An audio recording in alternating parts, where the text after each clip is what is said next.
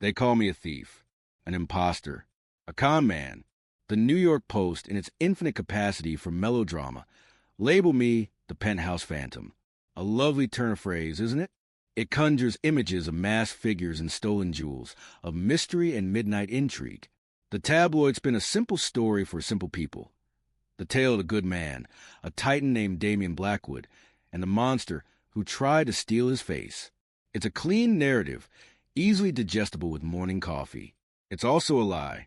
Before we continue, let us know in the comments where you're watching from. We'd love to hear from you. And don't forget to hit that subscribe button so you never miss any of our upcoming videos. The truth is, I was more Damian Blackwood than he ever was in his final days. He was the architect, yes, the visionary. He bought the sky, raised the steel skeletons from the bedrock of Manhattan, and etched his name onto the clouds. But when the wolves came, not the ones in the boardroom, but the ones in his own mind, he crumbled. His spirit broke long before his body mended. He hid in the suffocating quiet of his Park Avenue penthouse, a king abdicating his throne room by room, terrified of his own reflection in the black glass that overlooked his kingdom. He wasn't a man anymore. He was a ghost haunting the empire he built. And me, I was the one who walked into the light and made them believe again. I wore his Tom Ford suits like a second skin, spoke his words with conviction he'd lost, and shook the hands he was too afraid to touch. I didn't just play the part of Damian Blackwood. I resurrected him. I gave the ghost a body, a voice, a future. I took his failing company, his terrified board directors, and his trembling legacy, and I made them strong. He may have built the machine, but I was the ghost who made it run again. So when you hear their version, the one they whisper at cocktail parties and shout from the headlines, remember that. They'll tell you I was seduced by wealth and power. They're not wrong. But who isn't? The difference is I earned it. I studied, I rehearsed, I bled for that role. Every calculated smile, every firm handshake, every perfectly timed pause in a speech was a masterpiece of deception. I gave the role of a lifetime the performance of a lifetime. The only sin I'm guilty of is being too good. I made the copy more compelling than the original, and in a world of brands and images, that is the only crime they can never forgive. I wasn't a thief. I was an upgrade. Before you judge me, you need to understand where I came from. You need to walk through the suffocating humidity of a fifth-floor walk-up in Bushwick, where the stench of ambition rots in the August heat. You need to feel the sting of 100 closed doors, 100 casting directors looking straight through you, as if you were made of glass. You need to know what it's like to have a fire in your soul, but no oxygen to let it burn. My story doesn't begin in a boardroom overlooking Central Park. It begins in the grime, with a name nobody knew and a face nobody cared to remember. It begins with a gnawing, relentless hunger to simply be seen. You see, before I was Damian Blackwood, I was Coal Rider, a nobody. And being a nobody in a city like New York is a special kind of hell. It's a city that worships presence, a concrete jungle where the lions are the ones with their names on the buildings. The rest of us are just scenery. We are the audience for their grand play, the blurred faces in the background of their lives. I spent 33 years in that audience, clapping for men who had never known a day of true struggle, men who were born into the lead role. My father was a history teacher at a public school in Queens. A good man, an honest man, a poor man. He believed in the quiet dignity of a life lived correctly, a philosophy that left him with threadbare sweaters and a perpetually worried look in his eyes. He would tell me, "Cole, character is what you are in the dark." It's a beautiful sentiment. It's also utterly useless when the rent is due. He died with nothing but a library of worn-out paperbacks and the fleeting respect of students who would go on to forget his name. I loved him, but I refused to inherit his quiet dignity. Dignity doesn't pay for groceries at a bodega where the cashier knows you're counting your change. I chose acting. Or maybe it chose me. It was the only profession where a man could escape his own skin. On stage, in some cramped, dusty off-Broadway theater that smelled of mildew and cheap paint, I could be a king, a warrior, a lover. For 2 hours, under the hot glare of the lights, I mattered. The applause was a drug, a temporary cure for the anonymity that plagued my waking life. But when the curtains fell, I was back to being Cole Ryder, the man swiping a near-empty Metro card. The auditions were a masterclass in humiliation. I would stand in long lines that snaked down the block, my one good blazer sticking to my back in the summer heat, waiting for my turn to be judged. The casting directors were gods of their tiny, minimalist chic kingdoms, perched behind their white desks like bored deities. They would scroll through their phones while you poured your soul out, their boredom a physical force in the room. They'd look at my headshot, then at me, and in that fleeting glance, I could see them calculating my worth. Too thin, too earnest, doesn't have the look. The look was always code for money. It was a sheen of wealth, an effortless confidence you couldn't fake. It came from a lifetime of being told yes. I came from a lifetime of no next. I took any role I could get. A two-line part as a bartender on Law & Order. A silent background character in a student film about existential dread. A Shakespeare-in-the-Park production where the sound of sirens from a nearby street drowned out my most passionate soliloquies. Each job was a scrap, a morsel to keep the dream from starving to death. I was good. I knew I was. I could find the truth in any character, the pain in any line. But talent without opportunity is like a song no one hears. It's just noise in a vacuum. The day I got the call that changed everything, I was considering giving up for the 100th time. I was sitting on a park bench, eating a slice of dollar pizza that tasted of grease and defeat, scrolling through job listings for bartenders on my cracked phone screen. The irony wasn't lost on me. I, a man trained to embody kings, was about to start serving overpriced drinks to finance bros who thought charisma was something you bought with a corporate card. Then my phone rang, a tinny, unfamiliar tune. It was an agent I barely knew, someone who specialized in commercials and other low-hanging fruit. "Cole, there's a casting." "It's unusual," she said, her voice rushed and distracted. "High-end commercial. For an executive lifestyle brand. It pays well. Very well. What's the catch?" I asked. Hope was a luxury I couldn't afford to indulge. "It's confidential. NDA required at the door. They're looking for a specific type. Age 40 to 55, distinguished, confident." She paused. "The Damian Blackwood type." I almost laughed out loud. The Damian Blackwood type. The man whose chiseled face was on the cover of Forbes and the Wall Street Journal.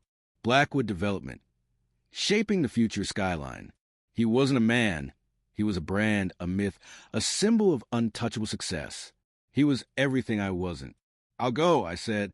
What did I have to lose? Another rejection was just another Wednesday. The audition was held in a sleek, cold office in a midtown skyscraper that smelled of money and expensive air freshener.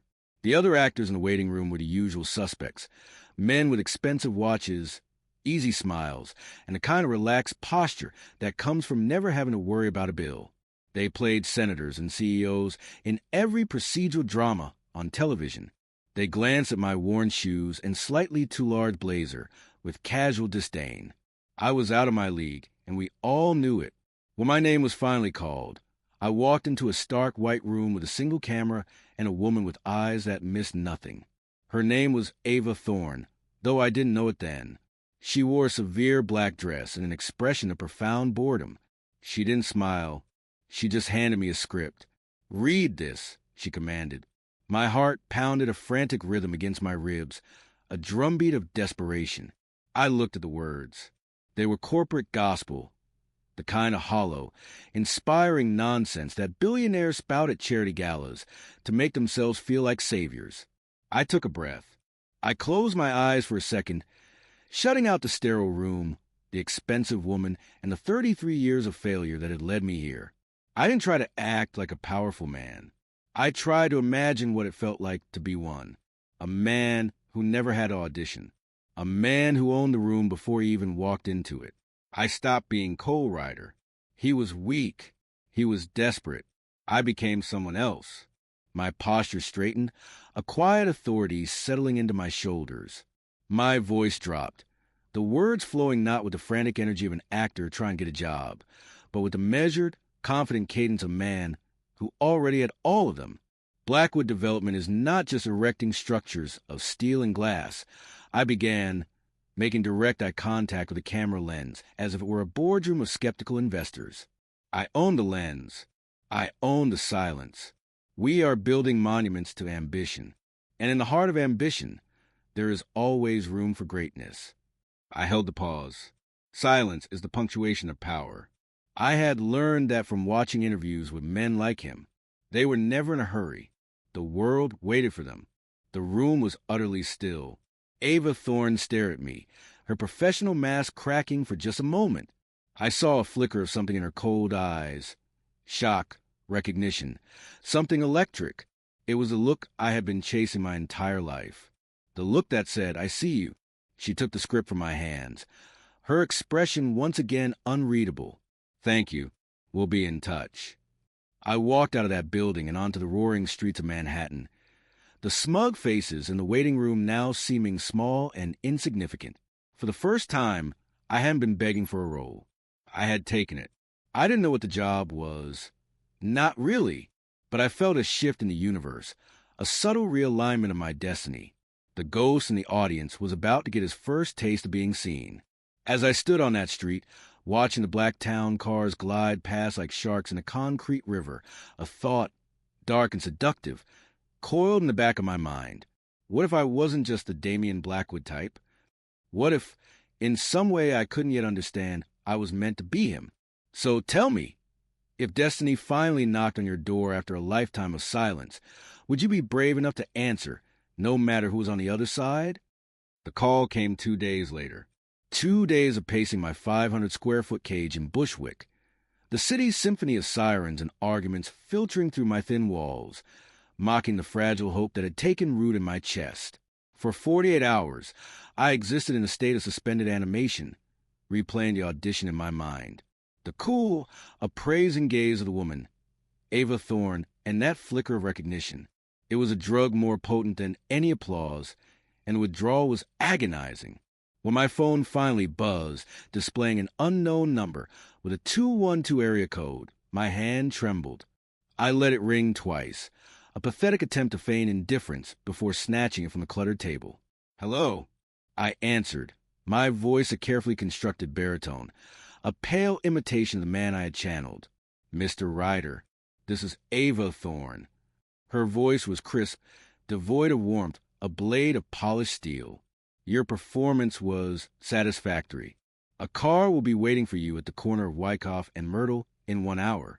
Be there." She didn't ask if I was available. She didn't congratulate me. It was a summons, not an offer. The line went dead before I could respond. For a moment, I stared at the phone, a wave of indignation washing over me. Who did she think she was? But the indignation was quickly swallowed by a thrilling, terrifying current of anticipation. This wasn't a callback for a soap opera. This was something else entirely. I threw on the same blazer, my only one, and stared at my reflection in the cracked bathroom mirror. The face looking back was tired, hungry, and etched with the faint lines of 33 years of disappointment. It was the face of Cole Ryder. I took a deep breath, straightened my shoulders, and tried to find the man from the audition room. I forced a slow, confident smile. It looked like a grimace on a corpse. The transformation, I realized, was not yet complete. It was a costume I could wear, but it wasn't my skin. Not yet.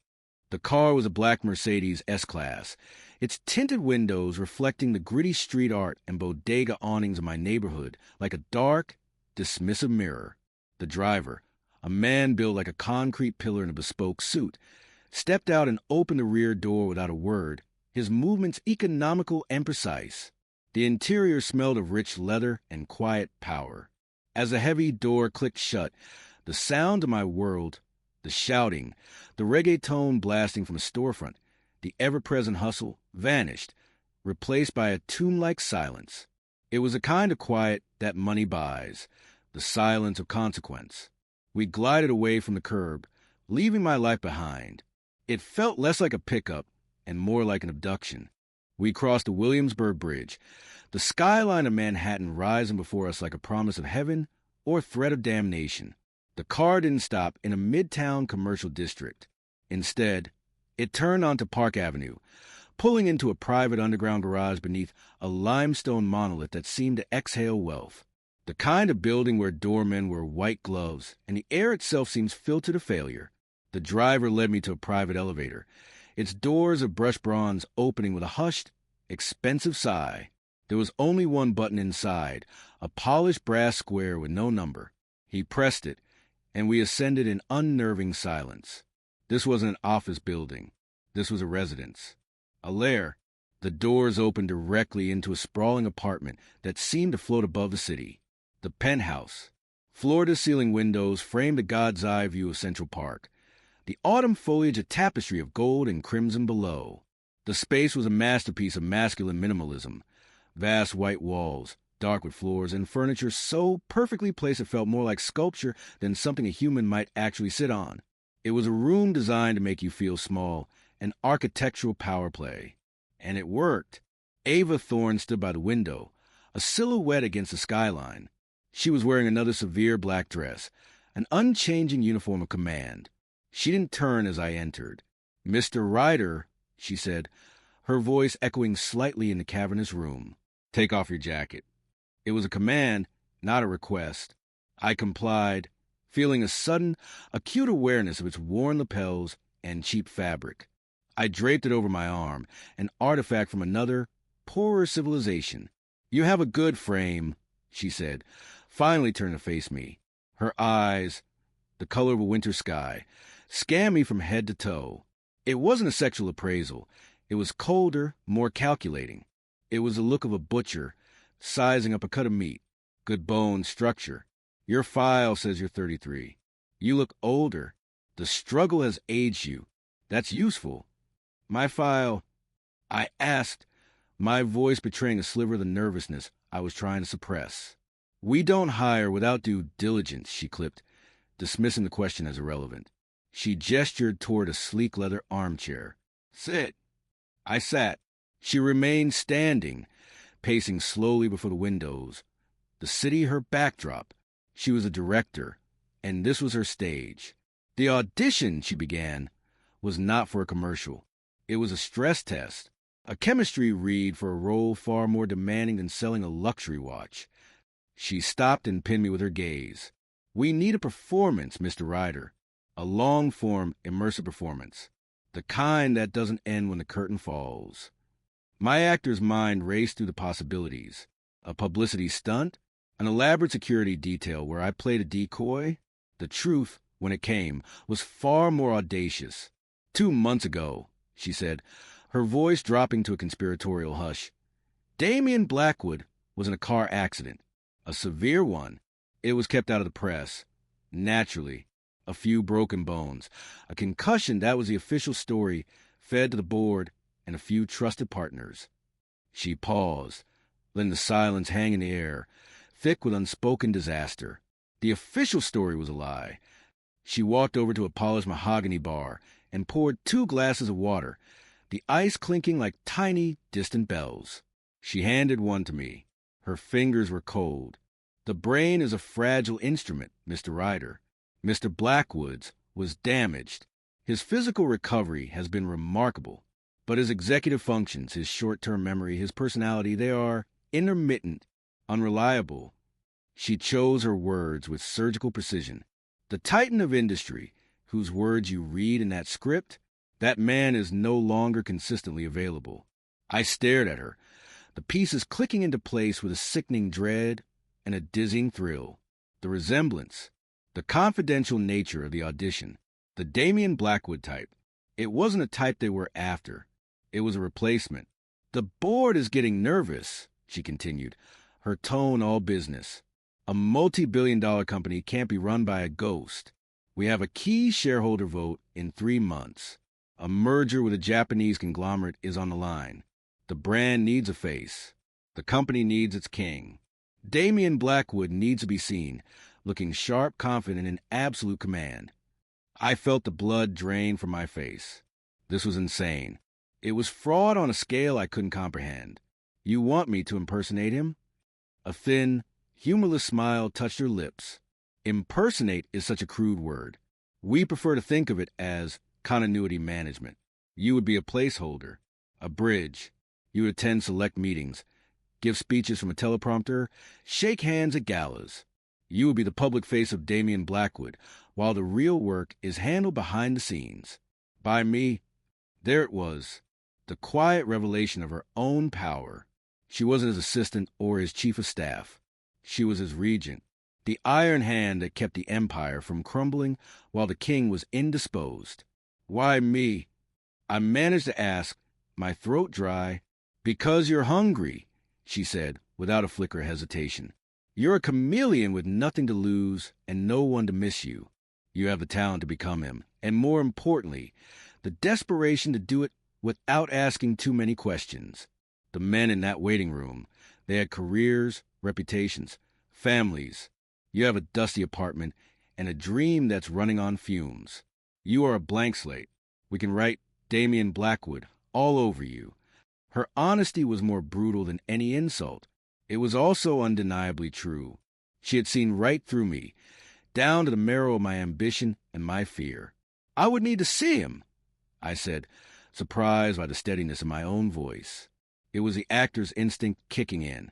To play a character, I had to understand him. I had to see the original I was meant to copy. Ava nodded slowly, a flicker of respect in her eyes. Of course, research is essential. She led me down a long, silent hallway, the walls lined with abstract art that probably cost more than my entire building. She stopped at a heavy oak door and pushed it open. The room was dark, the curtains drawn against the afternoon sun. The only light came from a muted, oversized television screen. The air was thick with the smells of antiseptic and recycled air, and in a large, automated hospital bed, propped up by a mountain of pillows, was the man himself, Damien Blackwood. He wasn't a lion from the cover of Forbes. He wasn't the smirking icon of capitalist victory. The man in the bed was a husk. His face was pale and gaunt, his once sharp jawline softened by inaction. His eyes, fixed on the television, were vacant, lost. A faint, almost imperceptible tremor ran through his right hand, which lay limply on the silk sheets. He was an echo in a suit of expensive pajamas. He turned his head slowly as we entered, his gaze drifting over me without a hint of recognition. There was a flicker of confusion, a brief storm in the calm sea of his emptiness. "Ava," he murmured, his voice a dry, papery whisper. "Is it time for the thing?" "Not yet, Damien," she said softly, her tone shifting from ice to something resembling gentle steel. "Go back to your show." He turned back to the screen, the brief spark of awareness gone as quickly as it had appeared. The king was in his castle, but the throne room of his mind was empty. I looked from the broken man in the bed to the godlike view in the other room. I saw my reflection in a darkened mirror on the wall, a thin, haunted man in a cheap blazer. Then I looked back at the shell of Damien Blackwood. I felt no pity, only a cold, terrifying clarity. This wasn't a man I had to replace. It was a void I had to fill. My father's words echoed in my mind, a distant, foolish sentiment. Character is what you are in the dark, but in this gilded darkness, character seemed like a liability. We walked back into the main room, the silence between us heavy with unspoken conspiracy. "The compensation," Ava said, standing once more before the window, "would be $10 million, transferred to an offshore account upon successful completion of the 3-month period, with a $5 million bonus if the merger goes through. All your living expenses will be covered. Tailors, dialect coaches, trainers, you will be completely remade in his image. $10 million. The number was so absurd it barely registered. It wasn't money. It was a new universe.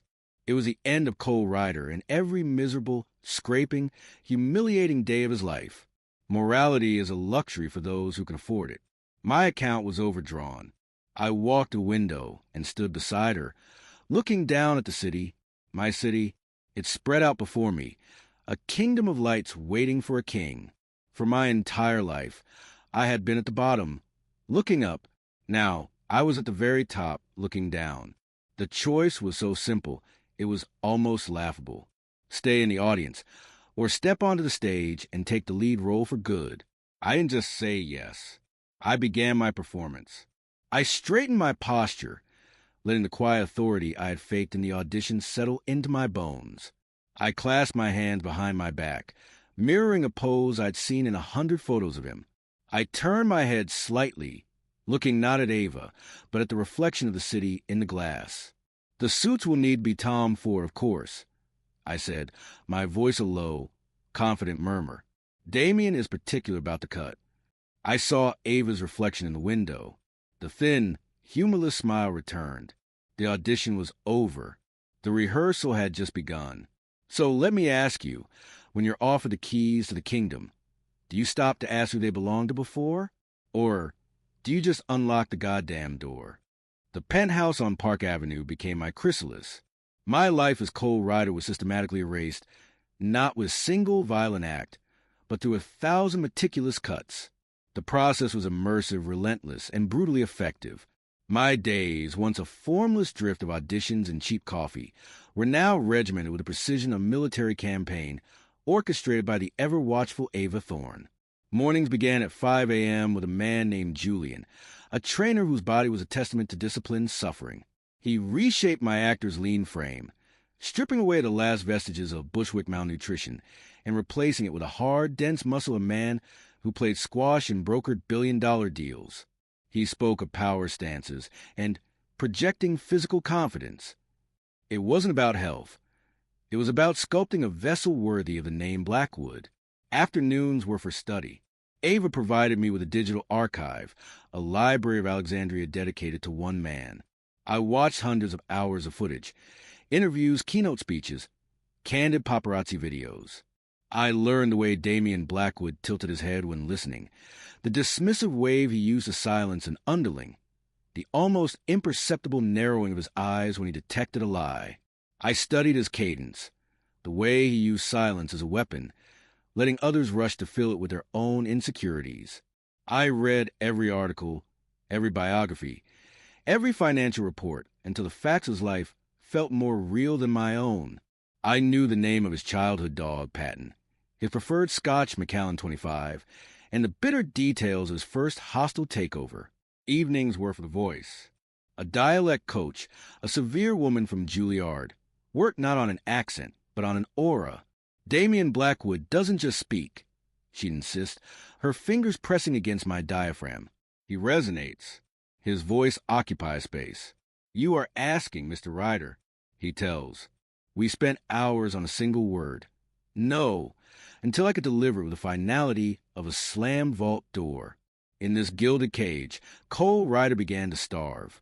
The clothes I arrived in were incinerated. My closet was filled with rows of identical Tom Ford suits, Zegna shirts, and shoes that cost more than my father's first car.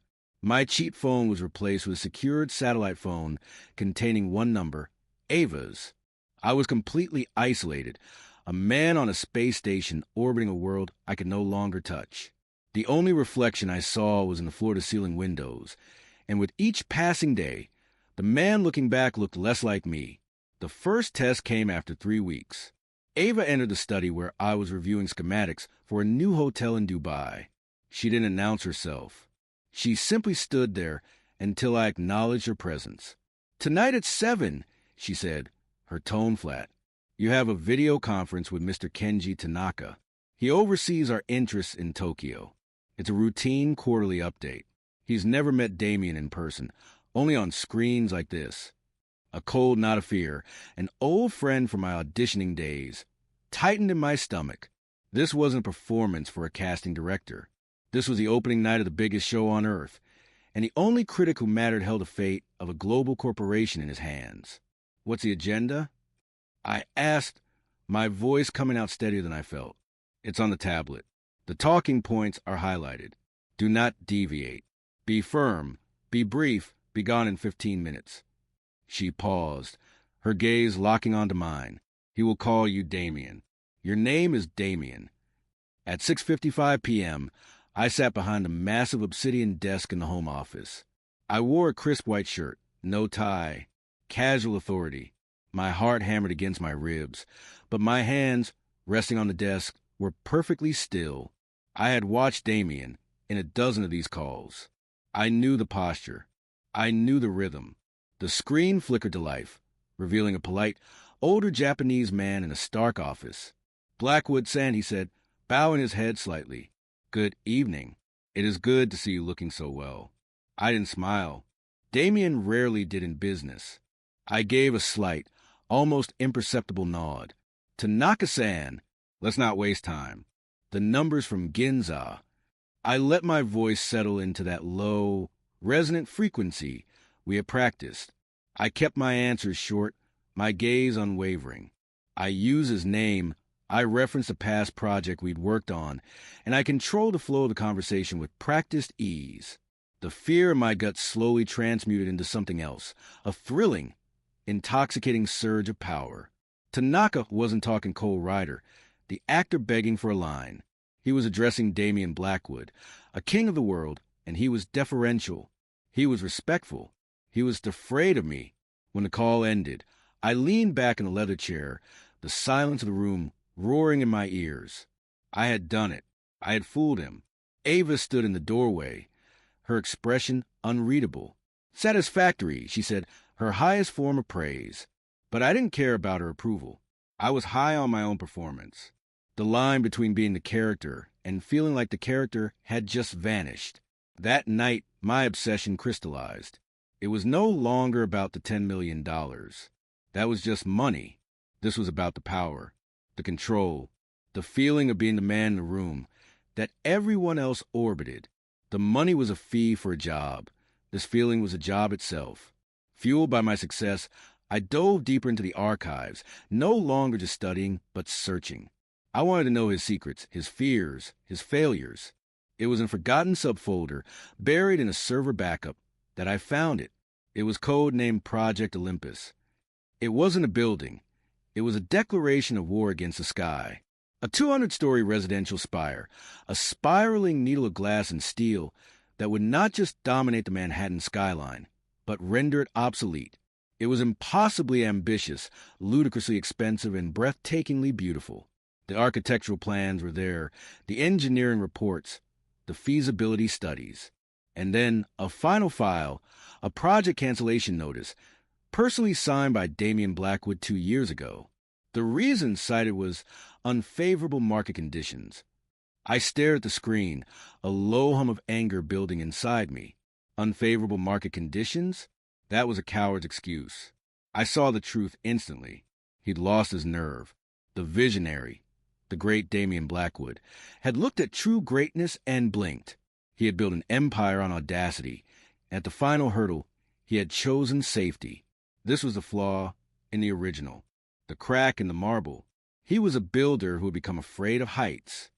I printed the master blueprint, a single massive sheet, and laid it out on the dining room table. For hours, I just stared at it, the elegant lines, the sheer arrogance of its design. This wasn't his legacy. It was mine. The ghost in the machine had found its purpose. It wasn't to maintain the empire. It was to complete it. The next morning, I found Ava in the living room, staring out at the park. I was holding the rolled-up blueprint. "We need to talk about Project Olympus," I said. She turned, her eyes narrowing. "That project is dead." "No," I corrected her, my voice calm and low, the voice of a man who does not need to shout. "It was sleeping. I'm waking it up." "That is not your decision," she said, her tone like chipping ice. "Your job is to read your lines, Cole." It was the first time she'd used my name in weeks. It sounded foreign, an insult. I took a step closer, stopping until I was just a few feet from her. I had never stood this close before. For the first time, I felt I was her equal. No, her superior. "My name," I said slowly, letting each word land, "is Damien Blackwood." And Damien Blackwood made a mistake 2 years ago. A mistake I intend to correct. You will get me the original project files.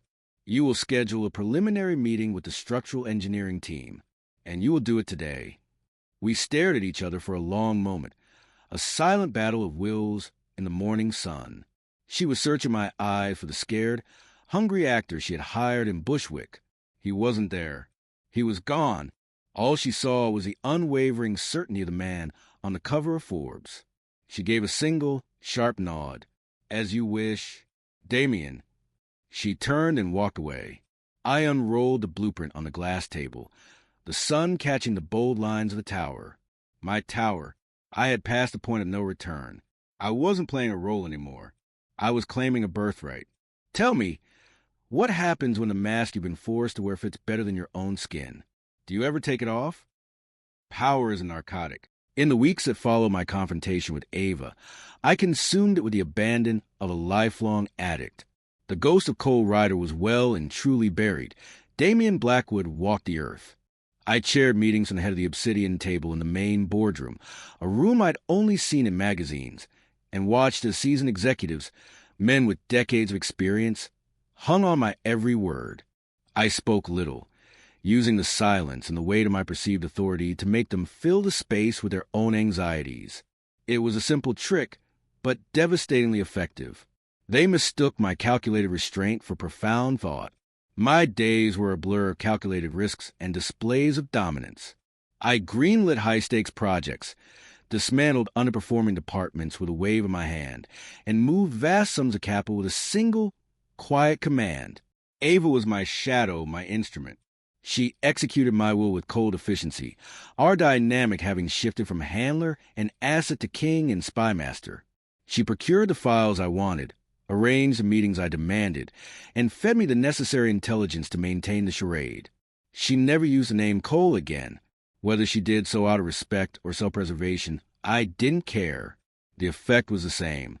Project Olympus was my singular obsession. It was more than a building. It was the symbol of my ascendance. It was a monument the original Damien was too cowardly to build, and its construction would be the ultimate proof that I was the superior model.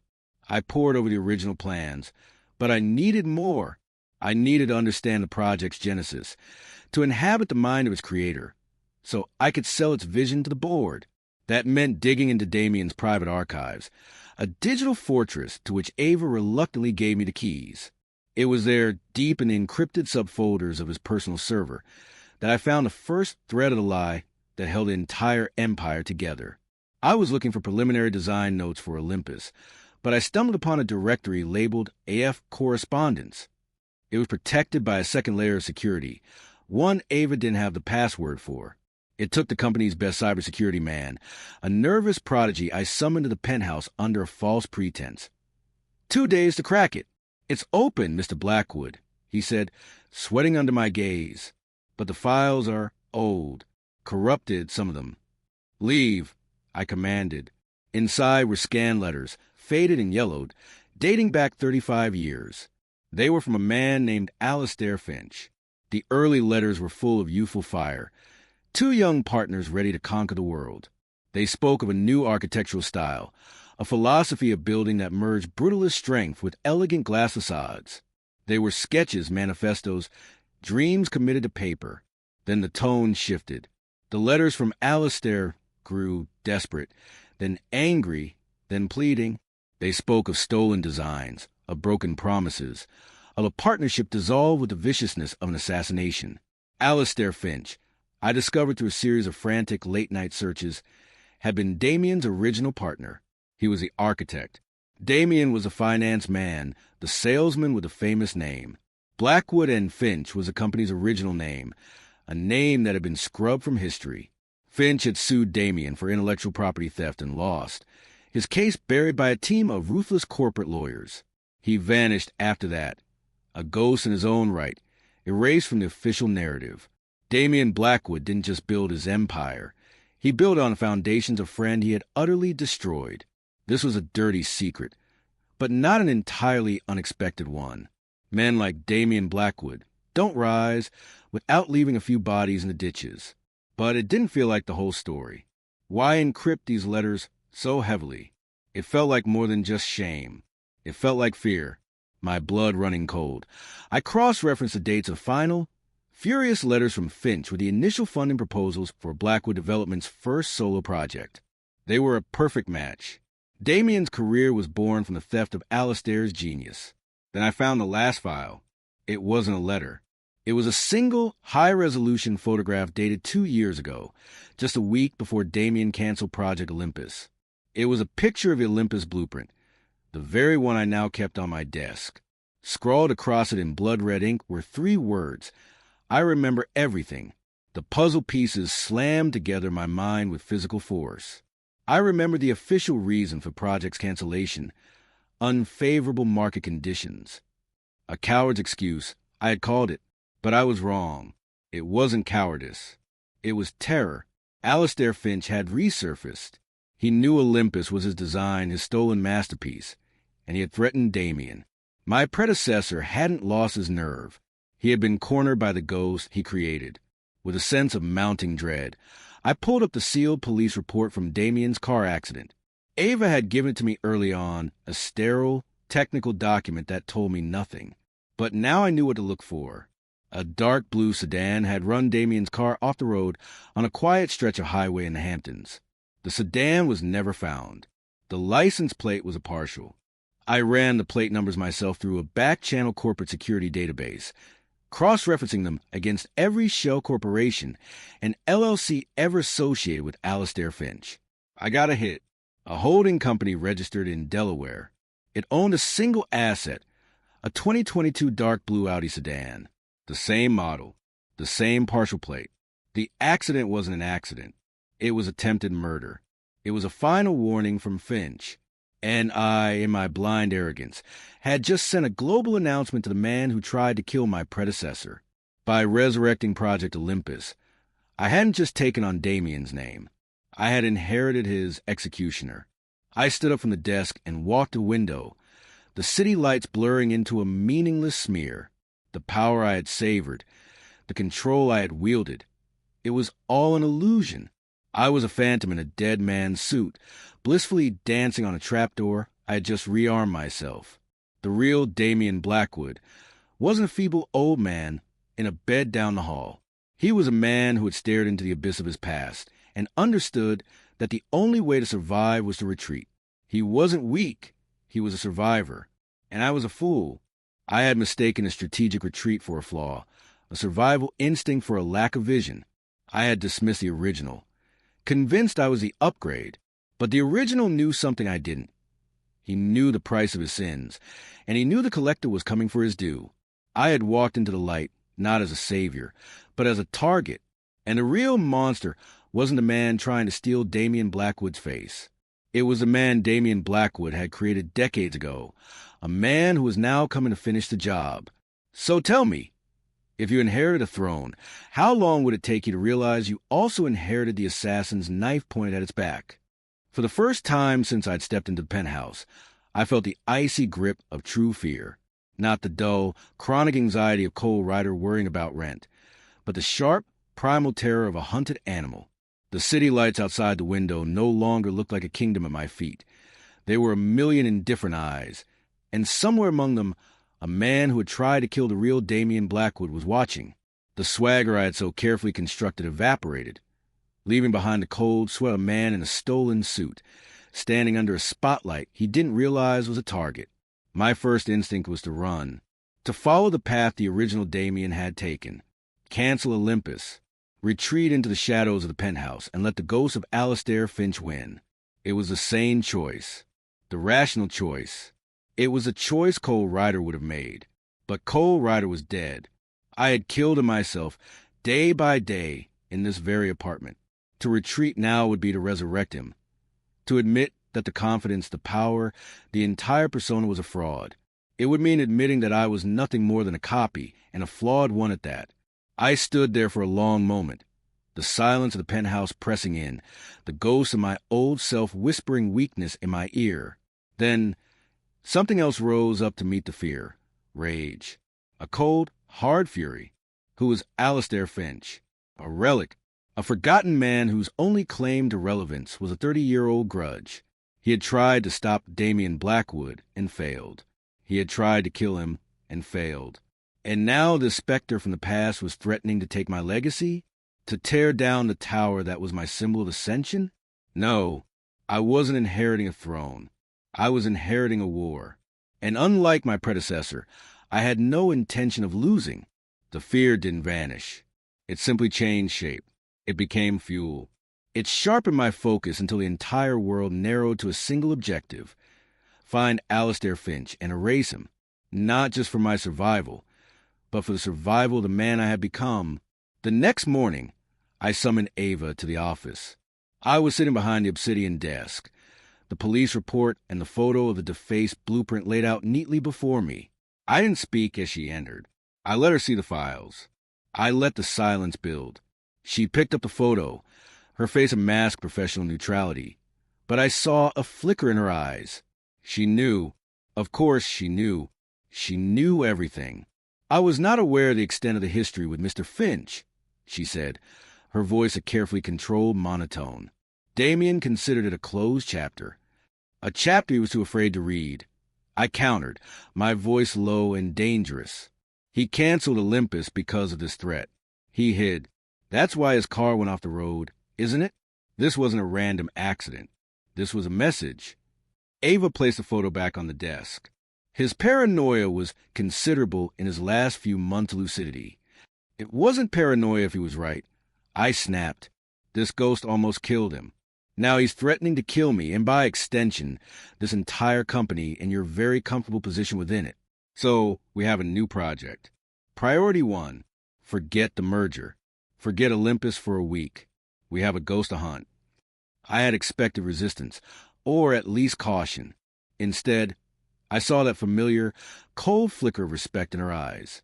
She was a creature of action, of problems and solutions. I had just given her the biggest problem of all. "What are your orders?" she asked. "I want to know everything," I commanded, standing and beginning to pace. The actor was gone. The general had taken the stage. "I want to know where Alistair Finch sleeps, what he eats, who he talks to. I want to know the name of his mailman. I want every resource of Blackwood Development's corporate security division. The real one, the one you don't talk about, focused on this. Use our contacts in law enforcement. Use private investigators. Use whatever back alley data miners you have on retainer. I want him found. I want him dissected. And I want it done yesterday." For the next 72 hours, the penthouse became a war room. The full, terrifying power of a multi-billion-dollar corporation was brought to bear on the life of one man. It was a digital blitzkrieg. Financial records were cracked, phone logs intercepted, satellite imagery analyzed. We were a leviathan, and he was a single swimmer in a vast ocean. It was only a matter of time before we swallowed him whole. Ava delivered the file on a Thursday afternoon. It was thin. "He's learned to hide," she said, placing it on the desk. "He lives entirely in cash. No credit cards, no cell phone, no social media. He's a ghost by choice. But you found him." It wasn't a question. We found him. I opened the file. The address was in the Bronx. A rundown, pre-war apartment building on Forgotten Street. There was a single surveillance photo, grainy and taken from a distance. It showed an old man, gaunt and white-haired, carrying a bag of groceries. His face was a mask of bitterness, his eyes hollowed out by decades of resentment. This was the monster who had haunted Damien Blackwood into silence? This pathetic old man? Then I read the next page. It was a property deed history. A wave of cold, beautiful irony washed over me. The building Alistair Finch lived in, the crumbling brick testament to urban decay, was the very first project he and Damien had designed together. It was called the Finch Tower, before Damien had the name officially chiseled off the facade. He was living in the ruins of his own stolen dream, a king in a castle of his own failure. The old Damien would have paid him off, tried to reason with him. The old Damien would have tried to put out the fire. I looked at the photograph of the decrepit old man and the crumbling building he called home, and I decided to respond with a tactical nuclear strike. "Ava," I said, not looking up from the file, "I want you to buy that building. Use a shell corporation. Use 10 of them. Pay whatever it takes. I want to own it by Monday." She stared at me, and then, I said, a slow, cold smile spreading across my face, "We file for an immediate demolition permit. We're going to tear it down. We're going to evict every tenant, including Mr. Finch, and we are going to bulldoze his last pathetic monument to the ground." This was no longer about hiding or surviving. This was about sending a message. You come at the king, you don't just miss. You lose your whole world. I was going to erase his past, his present, and any hope he had for a future. I wasn't just going to defeat him. I was going to unmake him. Now, you tell me, when a man declares war on you, is there any such thing as a disproportionate response? Or is the only moral crime to lose? The machinery of power, once engaged, moves with a terrifying and impersonal speed. On Monday morning, Ava placed a single folder on my desk. It contained the deed to a run-down apartment building in the Bronx, now owned by a shell corporation that answered to another shell corporation. The paper trail, a labyrinth leading back to me. The eviction notices, legally drafted and utterly merciless, were already being posted in the building's lobby. The demolition permits were fast-tracked through City Hall by lawyers who move with the silent, predatory grace of sharks. I had given the order on a Thursday. By Monday, Alistair Finch's world was officially scheduled for erasure. I felt no satisfaction, no glee, only a cold, clarifying focus. This was not an act of passion. It was a strategic move on a chessboard of my own design. Destroying the building was never the end game. It was the bait. It was a bonfire set in the middle of a dark forest, designed to draw out the beast that lurked in the shadows. He will be desperate. I told Ava that afternoon, as we stood before the window overlooking the park. I was looking down at the people, tiny and insignificant, scurrying along the paths. A man with nothing left to lose is predictable. He will try to stop this. He will see it as the final desecration of his legacy. He will seek a confrontation. Our security team has him under surveillance, Ava stated, her voice as calm as ever. He hasn't left his apartment since the notices were posted. He will, I said with absolute certainty, but not for the building. He'll come for me. He knows who gave the order.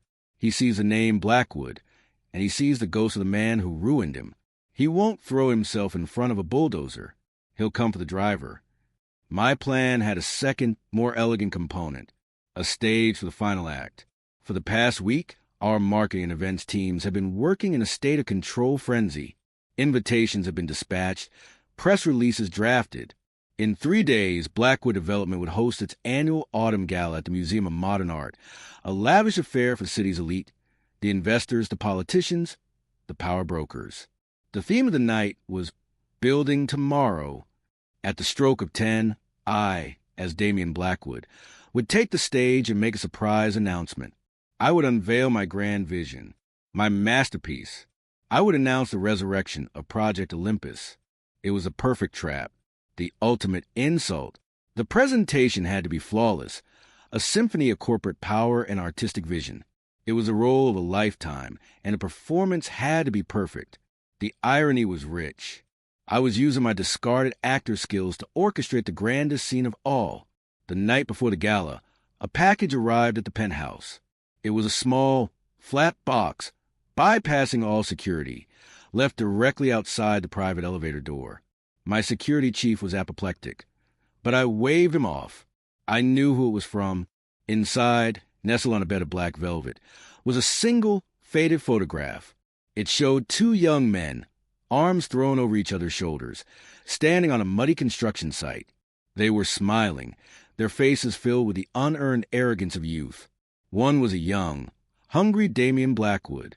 The other, a man I now recognize as Alistair Finch. On the back, in the same spidery, angry handwriting from the defaced blueprint, was a message. It wasn't a threat. It was a promise. You can't build a future on buried bones. They always rise. The bait had been taken. He knew, and he was coming. Ava saw the photo and the message, her face impassive. We should cancel the event, she said. It was the first time I had ever heard a note of uncertainty in her voice. No, I said calmly, placing the photo on my desk, a relic for a war museum. We will double the security. Plainclothes officers, sweeps of the building, a full tactical team on standby. He will not get close to me with a weapon, but I want him there. I want him in that room. I want him to watch. I want him to see my face, the face of his old partner, reborn and more powerful than ever. I wanted him to witness his final, crushing defeat before I had him removed from the board entirely. He wouldn't get the satisfaction of a direct confrontation. He would be a ghost in the audience of my triumph, just as I had once been. The evening of the gala, I stood before the full-length mirror in my dressing room. A perfect, custom-made Tom Ford tuxedo clung to my frame.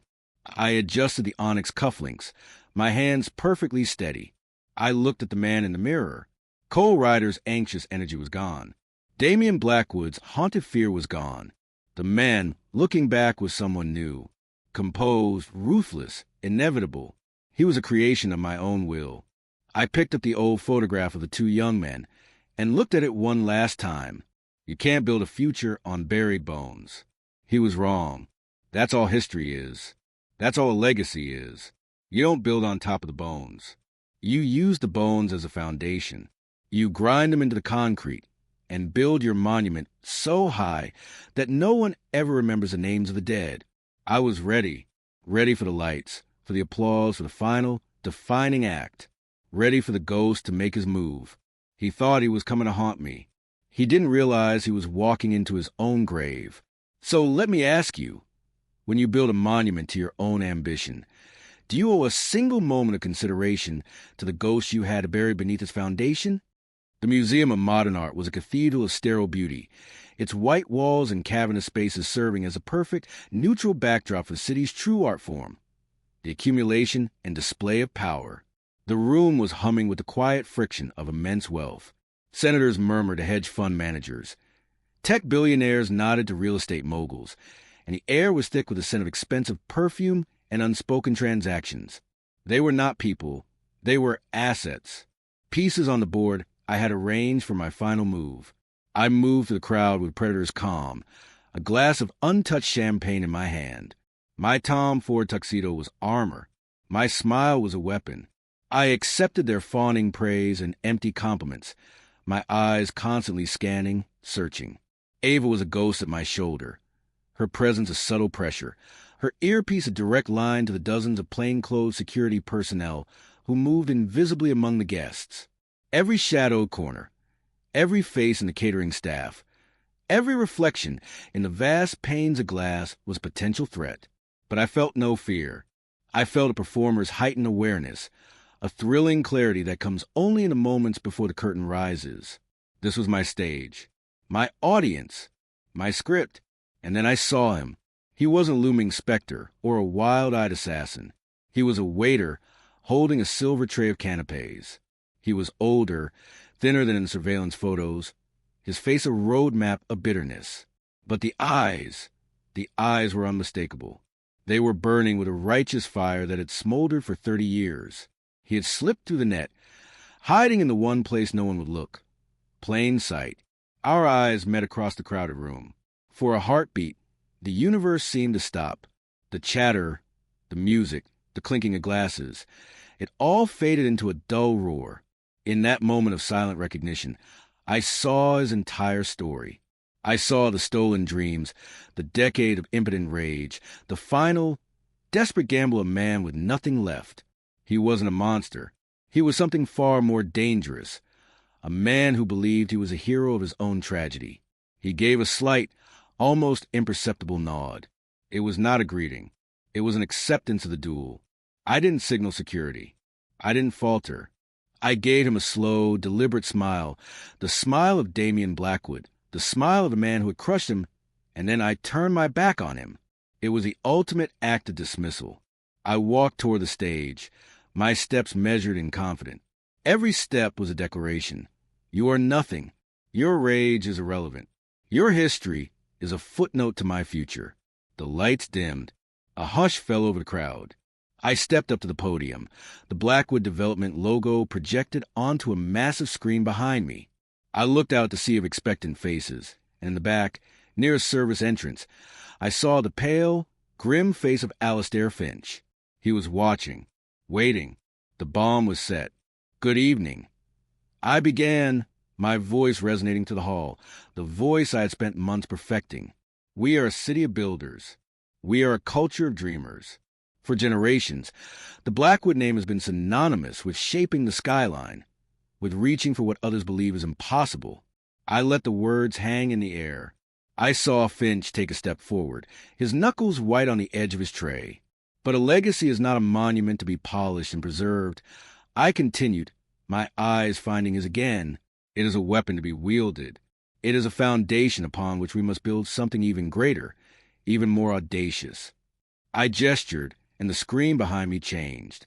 The breathtaking, impossible spire of Project Olympus filled the space, rendered in stunning 3D, piercing a digital sky. The room erupted in a collective gasp of awe. Tonight, I am proud to announce that we are breaking ground on our most ambitious project to date. A tower that will not just scrape the sky, but command it.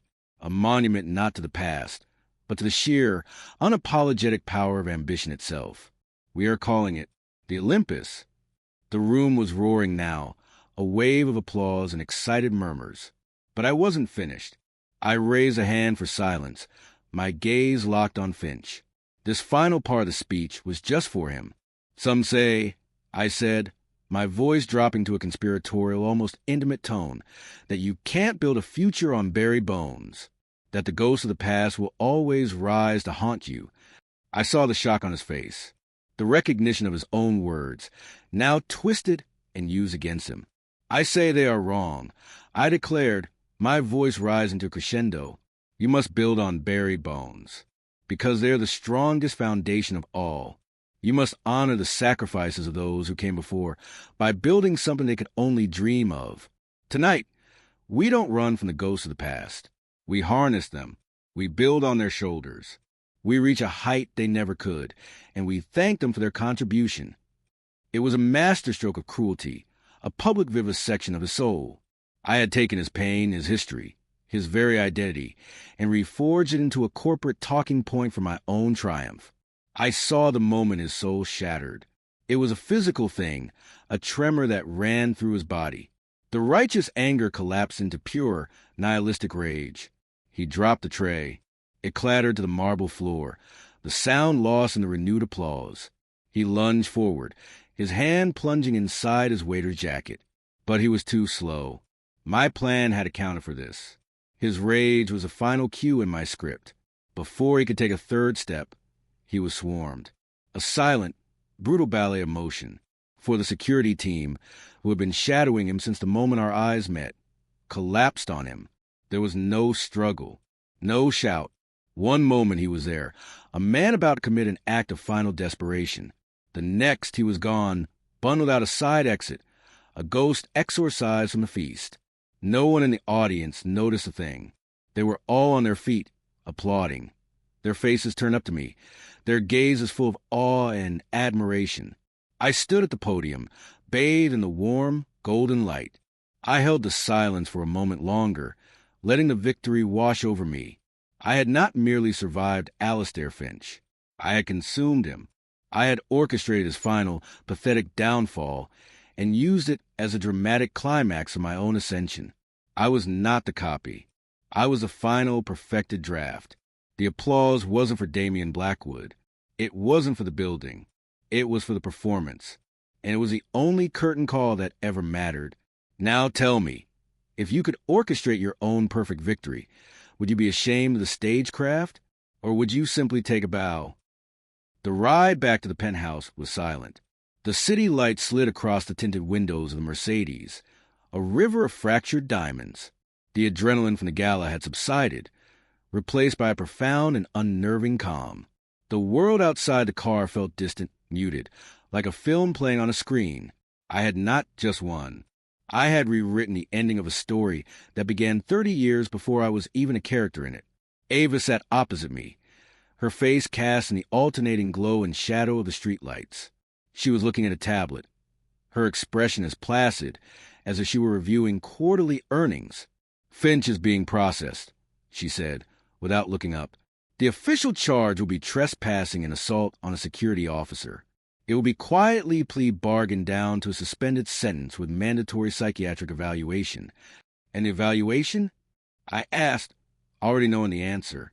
"He will be found unwell," she said. "A man suffering from paranoid delusions and a decades-long obsession.